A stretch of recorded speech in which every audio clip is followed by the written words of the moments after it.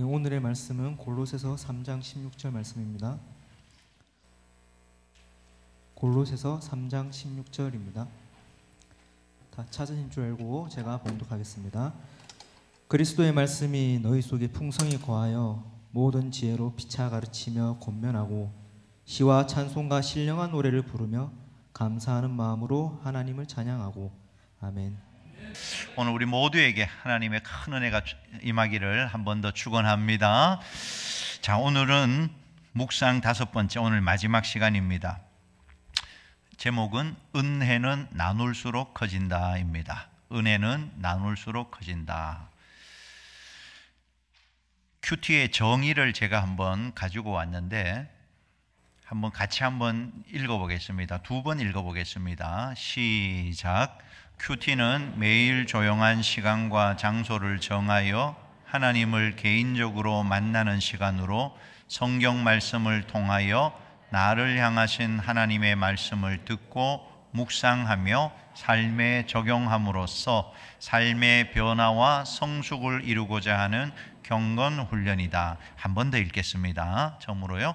큐티는 매일 조용한 시간과 장소를 정하여 하나님을 개인적으로 만나는 시간으로 성경 말씀을 통하여 나를 향하신 하나님의 말씀을 듣고 묵상하며 삶에 적용함으로써 삶의 변화와 성숙을 이루고자 하는 경건 훈련이다. 해야 되겠습니까? 안 해야 되겠습니까? 우리 교회는 반드시 말씀 묵상 큐티가 기본에 깔려 있는 것입니다. 이제는 물어보지 않겠습니다. 큐티 하는가요? 안 하는가요? 물어볼 필요가 없이 누구나 다 큐티하게 돼 있어요. 근데 여러분, 말씀을 큐티하지 않으면 세상을 큐티할 수밖에 없습니다. 그래서 우리는 늘 말씀을 묵상하는 것을 기쁨으로 삼아야 한다는 것입니다. 큐티의 원조가 있는데 출애굽기 13장 21절 22절 같이 읽어봅니다. 여호와께서 그들 앞에서 가시며 낮에는 구름 기둥으로 그들의 길을 인도하시고 밤에는 불기둥을 그들에게 비추사 낮이나 밤이나 진행하게 하시니 낮에는 구름 기둥 밤에는 불기둥이 백성 앞에서 떠나지 아니하니라. 자, 이스라엘 백성들이 출애굽한 것, 구원받은 거죠. 구원받은 다음에 불기둥, 구름기둥의 인도를 따라서 광야를 지나갑니다. 이게 큐티예요. 불기둥, 구름기둥을 따라가는 것. 그런데 여러분, 우리가 이스라엘 백성들이라고 생각해 보고 출애굽을 했습니다. 하나님이 약속하신 가나안 땅 목적지가 있습니다. 빨리 가고 싶을까요? 천천히 가고 싶을까요? 빨리 가고 싶어요. 그런데 어쩐 일인지 구름기둥과 불기둥이 멈추면 움직이지를 못하는 겁니다. 그래서 시내산에서는 거의 1년 동안 한자리에 머물러 있어야 되고 또 가데스 바네아까지 어찌어찌 2년 만에 갔다가 거기서도 38년 동안 계속해서 광야를 뺑뺑이를 도는 것이에요. 하나님께서 타이밍 조절을 하신 것입니다. 종살이 하다가 자유를 얻게 된 이스라엘 백성들을 하나님의 시간표에 맞추는 것이 큐티입니다. 우리도 빨리 가고 싶고 빨리 성공하고 싶고 내가 원하는 거 빨리 얻고 싶은데 신앙생활을 해보면 어떻습니까? 하나님께서 그렇게 인도하지를 않아요. 분명 예수 믿으면 다 잘 된다고 했는데 예수를 믿어도 문제가 해결되지 않고 내 삶은 쉽지 않고 은혜도 점점 사라지는 것 같고, 여러분, 이게 잘못된 게 아닙니다. 여러분, 예수를 잘못 믿어서 그런 것이 아니고 이게 정상적인 과정이에요. 하나님의 훈련의 장으로 여러분이 들어와 있는 것입니다. 큰 은혜를 받고 난 다음에 때로 슬럼프를 경험하기도 해요. 공이 높이 올라갈수록 더 많은 낙차를 가지고 떨어지는 것입니다. 은혜의 상승 곡선을 타다가 갑자기 슬럼프를 만나서 뚝 떨어질 수가 있어요. 아, 예수 믿는 게 이게 뭔가? 예수 믿는다는 게 뭘지? 하나님을 믿는다는 게 뭔가? 여러분, 이상한 일 당하는 것으로 여기지 말고 하나님의 계획표 속에 내가 들어가고 있다라고 생각해야 된다는 것입니다. 하나님은 절대로 우리가 세운 계획표대로 우리를 이끌지 않으세요. 하나님의 계획표가 다 있어요. 우리 한 사람 한 사람을 향한 하나님의 계획표가 있기 때문에 그 하나님의 시간에 맞게 우리를 말씀으로 이끌어 가시는 거예요. 그러려면 우리가 변화가 일어나야 되는데 관점의 변화가 일어나야 합니다. 세상을 보는 관점, 나의 인생을 보는 관점의 변화가 일어나야 되는데 바로 이것이 큐티가 가져오는 관점의 변화입니다. 자, 이런 큐티에 가장 기본적인 원칙이 있는데 그게 뭐냐 하면 여러분이 이제 말씀을 묵상 큐티 하다가 원문의 단어가 궁금하다거나 이게 잘 몰라서 뭔가 주석을 찾아봐야 되나 다른 참고 도서를 찾아봐야 되나 이거를 접어놓고 본문 안에서만 주님의 메시지를 듣고자 하는 것, 이것이 큐티의 기본적인 원칙입니다. 주어진 본문 안에서 주님을 신뢰하고 말씀이라는 수단으로 하나님을 만나는 것, 제대로 성경을 읽고 큐티를 하고 묵상을 하면 반드시 관점의 변화가 일어납니다. 자, 예수님께서 그런 말씀하신 적이 있죠. 지극히 작은 사람에게 한 것이 곧 나에게 한 것이다. 그러면 그 말씀을 묵상한다고 한번 생각해 보십시오. 자, 그 말씀 안에서 주는 메시지가 뭐지요? 사람에게 하는 것이 하나님에게 하는 것도 된다는 것입니다. 선행이 하나님과 연결된다는 것이에요.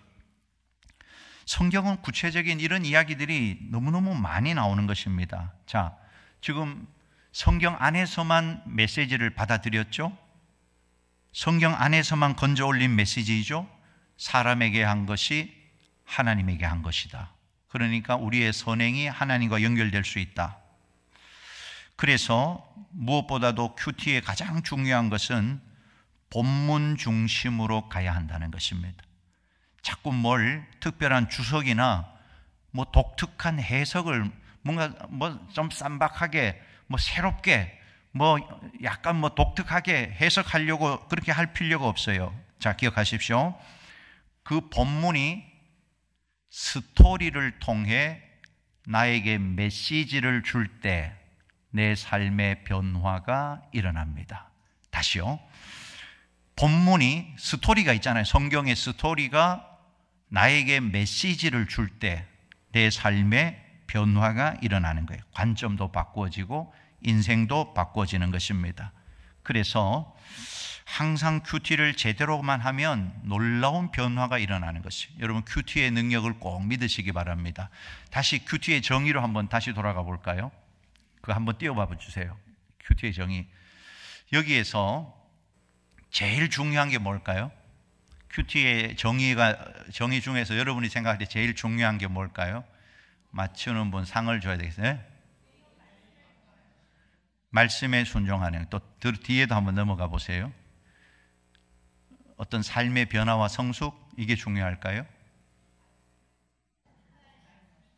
다 맞는데 제가 원하는 대답은 매일입니다. 매일. 큐티는 매일 조용한 시간과 장소를 정하여 매일 하는 것. 여러분, 변화와 성숙은 우리의 몫이 아니에요. 여러분이 변화하려고 애를 아무리 써도 변하지 않을 때가 있고요. 성숙하려고 노력하는데도 성숙이 더디 올 때가 있습니다. 그건 우리의 몫이 아니고 하나님의 몫입니다. 우리의 몫은 뭘까요? 매일 큐티하는 거죠. 그렇죠. 매일 하나님 말씀 앞에 서는 거예요. 그날따라 뭘 특별한 말씀을 안 주셔도 매일 하나님 말씀 앞에 서면 변화는 누가 시키는 겁니까? 하나님이 시키신 것이다. 그래서 큐티의 제일 중요한 것은 매일 하는 것이다. 자, 여기까지는 이제 큐티에 대한 정의가 오늘 이제 끝났고요. 이제 우리 셀 모임에서 나눔을 해야 되잖아요. 나눌 때 어떻게 해야 될 것인가 오늘 말씀을 짧게 드리려고 합니다. 큐티 나눔의 유익 8가지 한번 보십시다. 첫 번째, 큐티를 지속하는 데 도움이 된다 하는 것이. 큐티를 잘 하다가 중도에 포기하는 분들 보면 100% 혼자 하고 있어요. 혼자 묵상하고 적용하고 나눔이 없어요. 그러다 보니까 얼마 지속하지를 못하는 것입니다. 여러분, 정말 큐티를 지속적으로 주님 오시는 그날까지 하시려면 반드시 나눔이 있어야 돼요. 소그룹으로 모여서 나눔이 있어야 됩니다. 거기서 서로 체크도 해주고 피드백도 해주고 서로가 동기부여를 주는 것입니다. 여러분 자신을 과신하지 마십시오. 사람은요, 자기 자신에게는 언제나 관대하기 때문에 한 번 안 하면 두 번 안 하게 되고 금방 무너지는 것이 우리 자신입니다. 그래서 서로 삼겹줄로 세워주는 나눔 모임이 반드시 필요합니다. 여러분, 이 셀 모임 안으로 다 들어오셔야 돼요. 혹여 우리 가운데 아직도 셀 모임 안에서 말씀 나눔이 익숙하지 않다면 그냥 그 자리에 나오는 것만으로도 순종하는 거고 하나님 앞에 축복의 자세라는 사실을 기억하고 나눔의 셀 모임 안에 꼭 들어와야 한다는 겁니다. 두 번째, 개인적인 경건 생활의 한계를 극복할 수 있다. 큐티는 개인 경건 훈련인데 이것을 나누고 함께 기도하고 이런 공동체를 통해서 한계를 극복해요. 개인 경건 생활의 한계를 극복합니다. 영적인 균형을 얻게 되고 분별력을 키우게 되고 나눔을 통해서 더 풍성한 치유와 회복을 경험하게 됩니다. 그래서 셀 모임은 영적인 모임이에요. 성령이 운행하는 모임입니다. 그래서 여러분, 그 셀 모임을 그냥 단순한 모임으로 생각하지 말고 그 안에 들어가면 하나님이 치유하고 회복시키고 우리에게 영적인 분별력을 키워주는 놀라운 영적 모임이라는 사실을 기억해야 됩니다. 세 번째, 끊임없는 도전과 격려를 받습니다. 나눔과 중보기도 가운데 도전과 격려를 받아요. 주저앉아 있던 영혼을 일어서게 합니다. 여러분, 격려가 책망보다 더 많은 일을 한다는 사실을 아십니까? 칭찬은 고래도 춤추게 한다. 그래서 셀 모임 안에서 서로 격려하는 것이 굉장한 시너지가 있다는 사실을 꼭 기억하셔야 돼요. 셀 모임에서 서로를 격려하는 것입니다.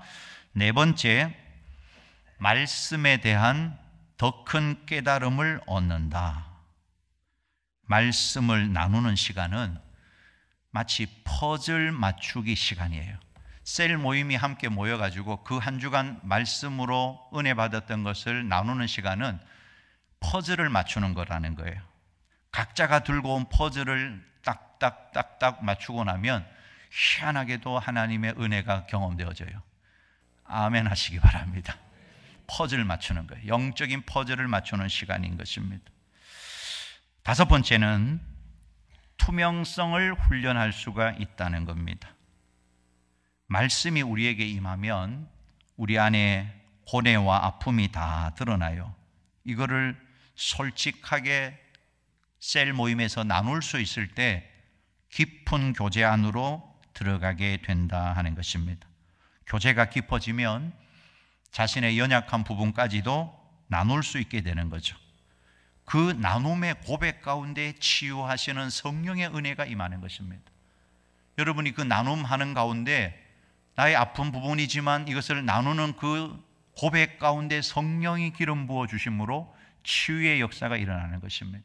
죄를 고백하면 그 죄가 떠나가는 거예요. 물론 때로 하나님과 나만 알고 있어야 하는 인생의 비밀이 있어요. 그런데 그걸 다 그냥 셀 모임에서 이야기를 다 해버리면 나중에는 어려운 지경에 빠질 수도 있습니다. 우리 예수님께서 제자들을 데리고 함께 기도하러 가셔요. 기도하러 가는데 어떤 기도는 베드로가 듣고 성경에 기록을 해놓았어요. 할 수만 있거든 이 잔을 내게서 옮기시옵소서, 이런 기도하다가 그는 기도의 내용들이 성경에 나오잖아요. 그런데 또 우리가 알아야 될 것은 예수님께서 혼자 기도하러 가신 적이 훨씬 더 많다는 것입니다. 그런 부분은 기록이 되어 있지 않다는 것이에요.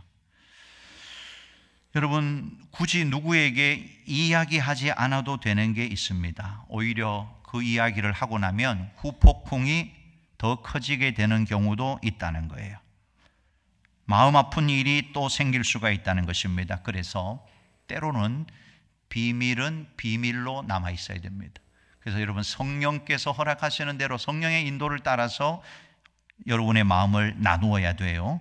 자, 여섯 번째, 기도의 영역이 확장된다 하는 것입니다. 말씀을 붙들고 함께 기도하면서 기도의 지경이 넓어져요. 우리가 셀 모임으로 모이다 보면 기도가 자신만을 위해서 기도하다가 이제 나눔을 하다 보면 타인의 아픔이 보이잖아요. 또 그 사람의 여러 가지 기도 제목이 보이잖아요. 그러면 우리의 기도가 점점 지경이 넓어지게 되는 것입니다. 성령께서는 또 우리가 모일 때마다 강하게 임하기 때문에 한국 교회를 위해서, 나라를 위해서도 기도할 수 있도록 셀 모임에 자꾸 참여할수록 기도의 지경이 넓어지게 되어 있다. 기도의 지경이 넓어진다는 겁니다. 7번째, 기도의 동력자가 생긴다 하는 것입니다. 우리가 셀 모임을 통해서 서로 말씀을 나누고 함께 기도하다 보니까 기도의 동력자들이 생겨요. 세겹줄이 생기는 것입니다. 정말 여러분, 셀 모임은 아름다운 영적 공동체고 영적 동력자들이고 기도의 동력자들입니다. 전도서 4장 12절 같이 읽어요. 한 사람이면 패하겠거니와 두 사람이면 맞설 수 있나니 세겹줄은 쉽게 끊어지지 아니하느니라. 세겹줄은 쉽게 끊어지지 않는다. 여러분, 두세 사람이 내 이름으로 모인 곳에 하나님이 함께하고 계시다. 여러분, 셀 모임을 정말 축복의 시간이라고 꼭 기억하셔야 됩니다. 여덟 번째는 영혼의 친구를 사귀게 된다 하는 것입니다. 말씀 안에서 서로에게 지혜로운 인생 상담자가 될 수가 있다는 것이에요. 이 세상에 문제 없는 사람은 없습니다.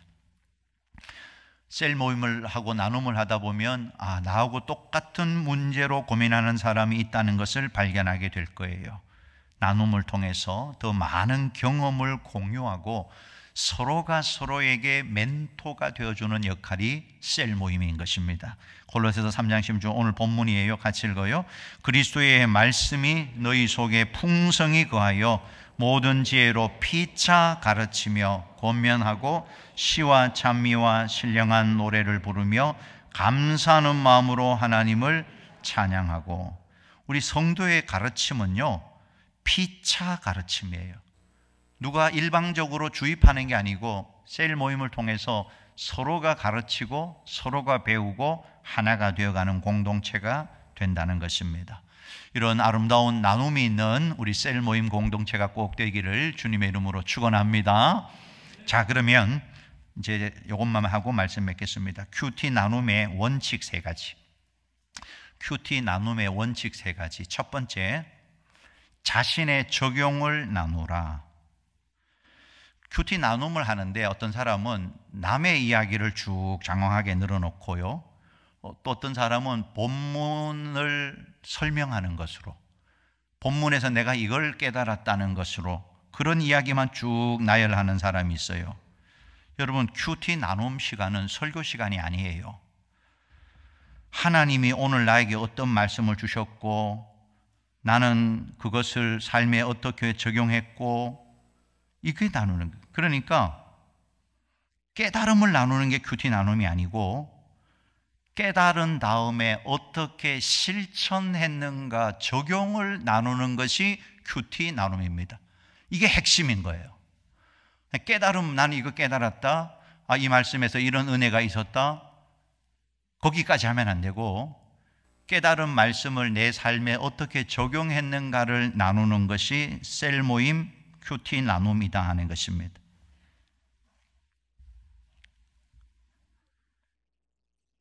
그 말씀을 실천했을 때 내 삶에 어떤 변화가 일어났는가, 이걸 나눌 때 폭발적인 성령의 역사가 일어나는 거예요.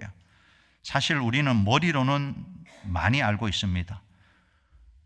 운동해야 되는 것도 알고 있는데 실제로 머릿속에 있을 때보다 몸 밖으로 나왔을 때 우리의 삶에 더 큰 영향력이 나타난다는 것입니다. 머리로 알고 있는 것이 몸 밖으로 행동으로 나올 때 더 큰 영향력을 발휘하게 된다. 그래서 나눔을 통해서 받는 은혜가 뭐냐 하면, 어떤 사람이 하나님이 주신 말씀대로 실천했더니 이런 일이 생겼습니다, 이런 간증을 할 때 그게 자랑이 아니고 영적인 강력한 도전이 됩니다. 하나님 말씀대로 이렇게 했더니, 실천했더니 이런 일이 일어났다. 그게 영적인 도전이 돼요. 그리고 사람들 마음에 이런 마음이 생깁니다. 아, 저분이 만난 하나님 나도 만날 수 있겠구나, 나도 해봐야 되겠구나. 이게 큐티 나눔의 절정이 되는 것입니다. 꼭 기억하십시오. 깨달은 것만 나누는 게 아니고 그 말씀을 내가 삶에 적용을 했더니 이런 일이 일어났다. 이게 큐티 나눔인데, 이렇게만 되면 놀라운 역사들이 큐티 모임 가운데, 셀 모임 가운데 나타나게 된다는 것입니다. 그래서 정말 큐티 나눔을 잘하면 그 시간은 정말 즐겁고 행복한 시간이에요. 기다려지는 시간이 되고 은혜 받는 시간이 되고 축복과 행복의 시간이 된다 하는 것입니다. 그런데 그런 날도 있어요. 나눌 것이 전혀 없는 날이 있습니다. 본문을 읽었는데 무슨 내용인지 머리에 들어오지도 않고, 그것을 내 삶에 적용하는 것은 너무 힘들고, 그래서 그냥 지나가 버린 날도 분명히 있을 것입니다. 아마 그런 날, 묵상을 했는데 뭔가 떠오르는 게 없는 거예요. 그러면 사람들은 이렇게 자책을 합니다. 왜 나는 이렇게 말씀 보는 눈이 없지? 그럴 필요가 없어요. 자, 이것도 하나님과 인격적인 관계에서 설명을 드리면, 하나님도 침묵하시는 날이 있습니다. 아멘 안 하시는 것 같아요. 하나님도 침묵하시는 날이 있어요. 하나님은 인격적으로 대하셔야 돼요. 하나님도 우리에게 그날은 깨달음을 안 주시는 날이 있어요. 그러면 내가 잘못된 거라고 생각하지 말고 이렇게 생각하면 되는 것입니다. 따라해 봅시다. 나 잘 살고 있구나. 잘 살고 있기 때문에, 여러분 자식이 잘 살고 있으면 무슨 말할 필요가, 입을 댈 필요가 없잖아요. 잘 살고 있으면 침묵할 때도 분명히 있다는, 하나님도 그런 분이시다 하는 것입니다. 자, 큐티의 첫 번째 원칙은 자신의 적용을 나누는 것입니다. 다른 사람 이야기한다거나 아니면 내가 성경 해석한 거, 자기의 탁월한 성경의 관점 이런 거를, 그게 아니고 큐티 나눔은 이렇게 실천했더니 이런 일이 일어났습니다. 요거까지 나눠야 돼요. 아멘이시죠? 자, 이제 다 여러분 접수하셨죠? 큐티 나눔할 때 이렇게 해야 됩니다. 이렇게 하는 거예요.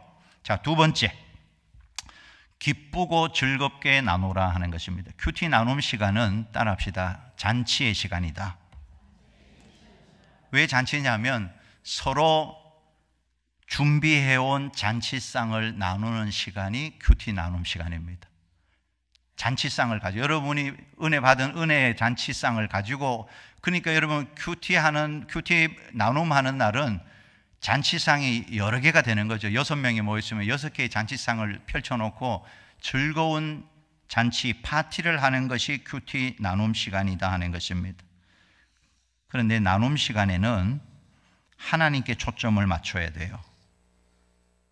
내 문제에 대한 하나님의 음성을 듣는 시간이 나눔의 시간이지, 어떤 사람은 이런 경우가 있어요. 나는 늘 이것도 못하고 저것도 못하고 신세 한탄하는 시간으로 삼는 사람이 있어요. 절대 그렇게 하면 안 되는 거예요. 여러분 큐티 나눔 시간에 무슨 나는 이거 못했어요, 이렇게 못 살았어요, 정죄하고 판단하고 율법주의에 가두는 시간이 결코 아니라는 겁니다. 여러분 한 주간 큐티를 제대로 못했으면 그냥 나눔에 참석해서 다른 사람의 나눔을 들으시기 바랍니다. 그때 다른 셀 가족들이 책망할 필요 없어요. 왜 이번 주에 큐티 안 했냐고 뭐라 할 필요 없어요. 본인 스스로 알고 있으니까 그 다음에 잘해올 거라고 생각하고 그냥 그 사람은 그 나눔에 앉아 있는 것입니다. 나눌 게 없다면 나 나눌 게 없다라고 솔직하게 말하십시오. 그 자리에서 막 급조해가지고 지어내서 막 이거를 억지로 나누려고 할 필요가 없어요. 그거는 하나님의 뜻이 아닌 것입니다. 큐티 나눔은 즐거운 잔치예요. 즐거운 잔치. 여러분, 잔치집에 가서 얼굴 인상 쓰는 사람 있습니까? 잔치집에 가면 좀 음식이 좀 덜 하더라도 뭔가 준비된 게 좀 허술해 보여도 잔치집에 가서는 즐거워해야 되잖아요. 큐티 나눔도 잔치다 생각하면 즐거움으로 참석해야 돼요. 잔치 준비가 완벽하지 않더라도 잔치에 초대된 사람들은 영의 잔치에 온 것을 기억하고 즐거운 말씀으로 어떤 말씀이라도 내가 받겠다, 듣고 받고 이렇게 나누고, 그럴 때 놀라운 은혜가 임하게 된다는 것입니다. 자, 마지막 세 번째입니다. 판단을 유보하고 분별하라 하는 것입니다. 판단을 유보하고 분별하라. 누군가 큐티를 나누면 흔히 우리 마음속으로 잘했다 못했다 판단을 하게 된다는 것입니다.